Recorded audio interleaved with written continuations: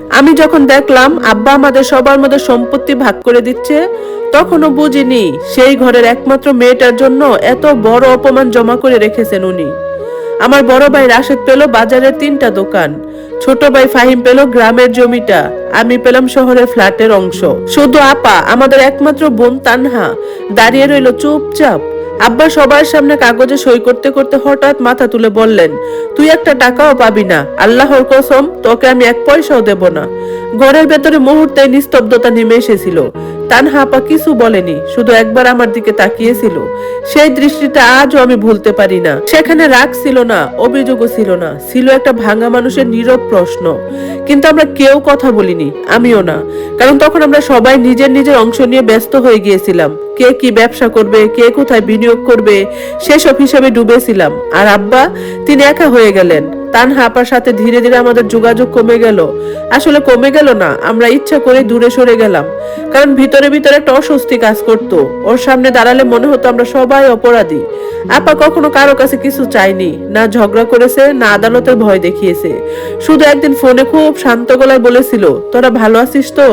আমি তখনও ঠিক মতো কথা বলতে পারিনি। এরপর কয়েক মাস কেটে যায়। এক শুক্রবার সকালে হঠাৎ তানহা আপা আমাকে ফোন দিল, বলল, শোন, আজকে আব্বার কাছে যাবি?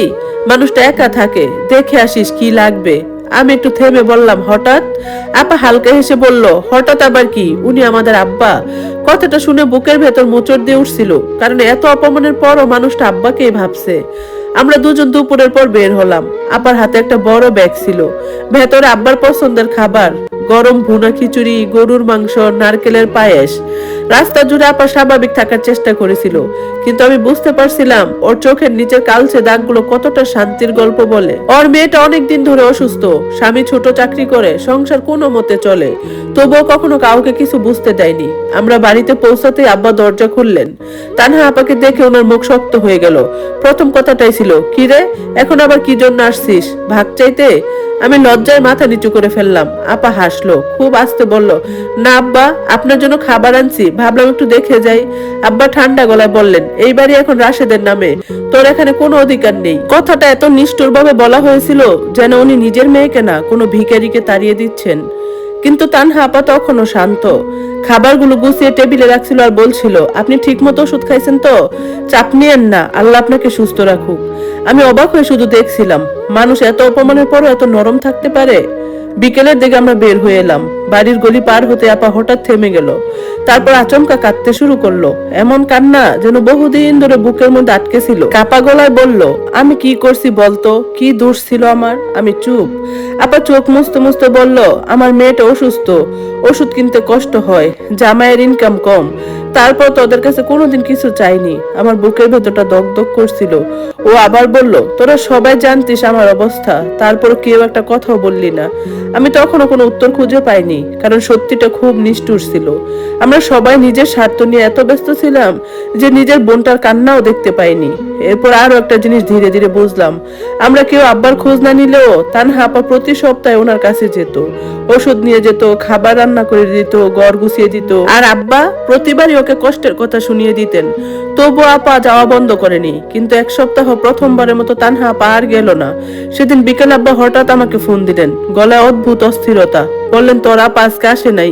আমি অবাক হয়ে বললাম, না তো। কিছুক্ষণ চুপ থেকে আব্বা আবার বললেন, ওর ফোন বন্ধ কেন? ঠিক তখনই আমার বুকের ভেতর কেমন অজানা ভয় ঢুকে গেল।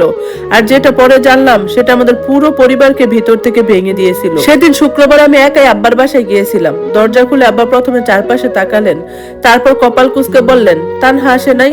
আমি জুতা খুলতে খুলতে বললাম, না আব্বা, আজকে আসতে পারে নাই। আব্বার মুখটা কেমন বদলে গেল। যে মানুষটা সবসময় আপাকে দেখলে কঠিন কথা বলতেন, সেই মানুষটা আজ অস্থির হয়ে বারবার দরজার দিকে তাকাচ্ছেন। উনি ধীরে ধীরে সোফায় বসে বললেন, অসুস্থ নাকি? আমি ইতস্ত করছিলাম, কারণ সত্যিটা বলতে লজ্জা লাগছিল।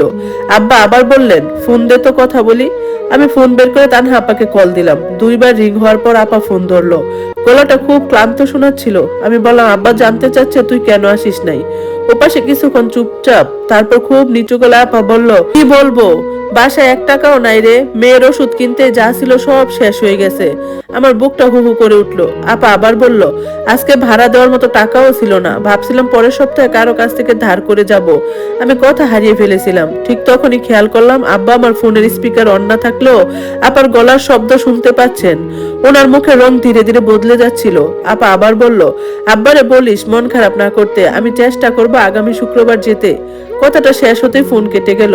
ঘরের ভেতর তখন অদ্ভুত নীরবতা। আমি মাথা নিচু করে বসেছিলাম।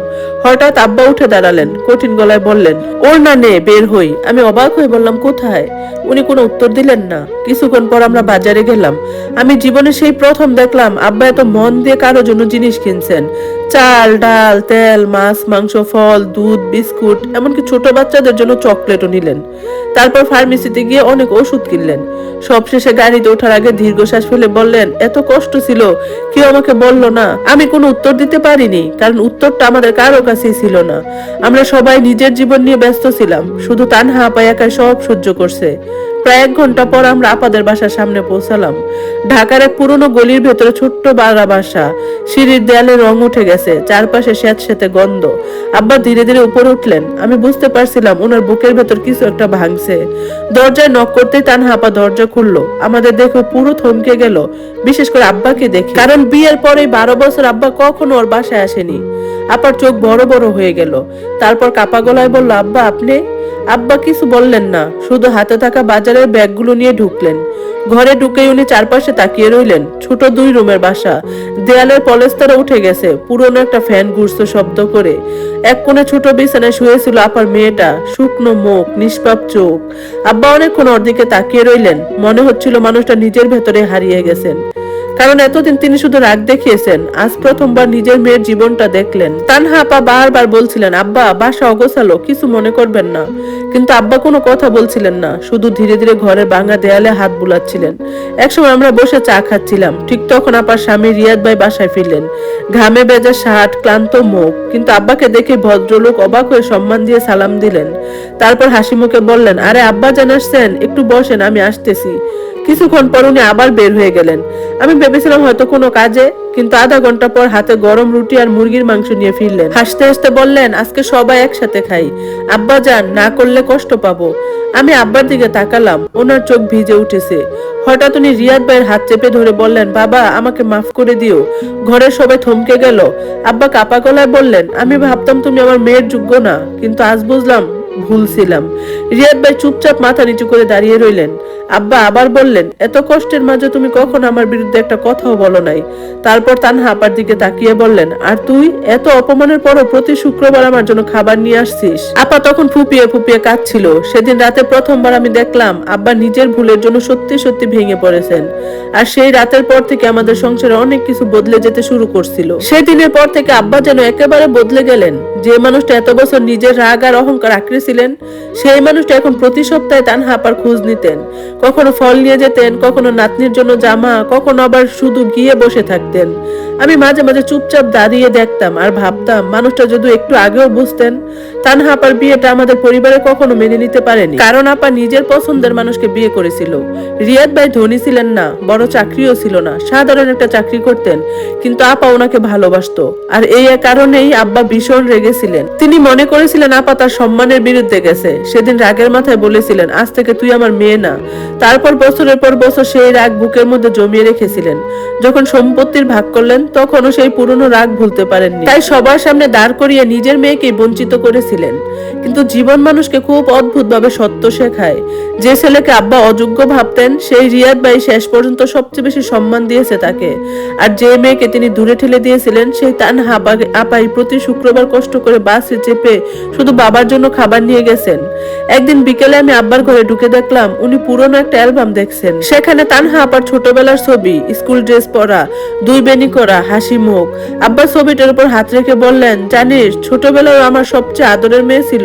আমি চুপ করে শুনছিলাম। উনি আবার বললেন, শুধু নিজের অহংকারের জন্য আমি এত বছর ওকে শাস্তি দিলাম, অথচ কখনো আমার বিরুদ্ধে একটা কথাও বললো না। কথাগুলো বলতে বলতে আব্বার গলা কেঁপে উঠলো। তারপর একদিন পুরো পরিবারকে আব্বাকে ডেকে বললেন, বড় ভাই, ছোট ভাই, ভাবিরা সবাই এসেছিল। আব্বা সবার সামনে খুব শান্ত গলায় বললেন, আমি অন্যায় করছি, আমার মেয়ের হক আমি মাইরা খাইতে পারবো না। ঘরটা একদম চুপ হয়ে গেছিল।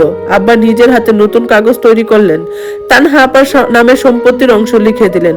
বড় ভাই কিছু বলতে গিয়েও থেমে গেল, কারণ এবার আব্বার চোখে আগে সেই রাগ ছিল না, ছিল ধীরতা। তানহা আপা তখন শুধু কাঁদছিল। সে বারবার বলছিল, আমার কিছু লাগবে না আব্বা, আপনি আমার উপর রাগ করেন নাই, এটাই যথেষ্ট। কিন্তু আব্বা ওর মাথায় হাত রেখে বললেন, মা, তোরে অনেক কাঁদাইছি, আল্লাহ যদি আমাকে মাফও করে, জানি না তুই করবি কিনা। তানহা আপা তখন আব্বাকে জড়িয়ে ধরে হাউমাউ করে কেঁদে ফেলছিল। সেদিন আমাদের পুরো পরিবার কেঁদেছিল, কারণ আমরা সবাই বুঝেছিলাম সম্পত্তির চেয়ে বড় জিনিস হলো সম্পর্ক, অহংকারের চেয়ে বড় জিনিস হলো ক্ষমা। আর বাবা মায়ের ভালোবাসা কখনো পুরোপুরি শেষ হয় না। রাগ, অভিমান, দূরত্ব সবকিছুর নিচে সেটা লুকিয়ে থাকে, শুধু কখনো কখনো সেটা বুঝতে অনেক দেরি হয়ে যায়। তারপর থেকে প্রতি শুক্রবার আমরা সবাই একসাথে আব্বার বাসায় যেতাম।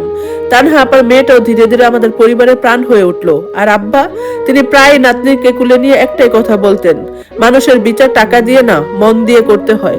ধন্যবাদ সবাইকে। গল্পটা কেমন লাগলো অবশ্যই জানাবেন, আর এরকম সুন্দর সুন্দর গল্প শুনতে সাথেই থাকবেন। আজকের মতো আল্লাহ হাফেজ।